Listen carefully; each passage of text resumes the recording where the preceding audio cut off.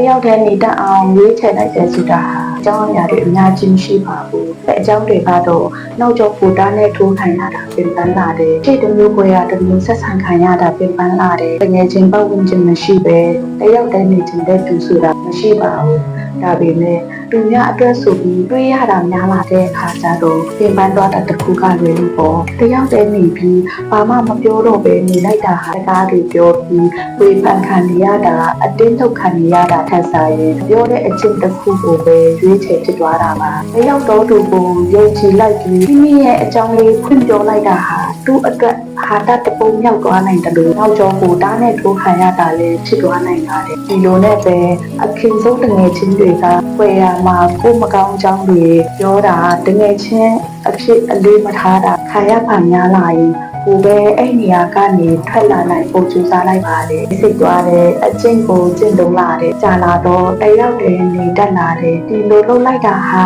လူတကာကိုမုန်းတာလည်းမဟုတ်ပါဘူးချစ်တော့လည်းမဟုတ်ပါဘူးပတ်ဝန်းကျင်နဲ့နေရတာပြင်ပန်းလာတာတစ်ခုကလွယ်လို့ပေါ့တယောက်တည်းနေရတာထီးကျန်မှုဆိုတာထက်ကိုယ့်ကိုကာကွယ်လိုက်ခြင်းပါပဲတချို့အပြုံးလေးတွေဟာထာဝရအတူနေကြည့်နေပါမယ်လို့ပြောပြီးတန်တန်တဲ့ဘဝခရီးတစ်ခုလက်မှာပျောက်ကွယ်သွားတတ်ပါသေးတယ်။စဉ်းစားကြည့်လိုက်မယ်ဆိုရင်ကိုနေမဲ့ပတ်ဝန်းကျင်မှာလူအများကြီးမလိုအပ်ပါဘူး။ကိုတန်ဖို့ကိုအတိအမှတ်ဖြစ်ပြီးတဲ့လူလောက်လေးနဲ့ကိုယုံကြည်မှုနဲ့ကိုနေနိုင်ရင်ကျေနပ်ပါပြီ။တယောက်တည်းရှိနေချိန်မှာအတင်းကြံဆန်ကောင်းဆန်ပါလိမ့်မယ်။ဒါပေမဲ့သူ့နှာခေါင်းသူ့စိတ်နဲ့တက်ရှင်နေရတာထက်စာရင်ပူပြီးနေပြောပါတယ်။ဒါကြောင့်နာကျင်မှုတွေများလာတဲ့အခါကျရင်တယောက်တည်းလည်းဖြတ်တန်းနိုင်အောင်စူးစမ်းကြည့်လိုက်ပါမိတ်ဆွေ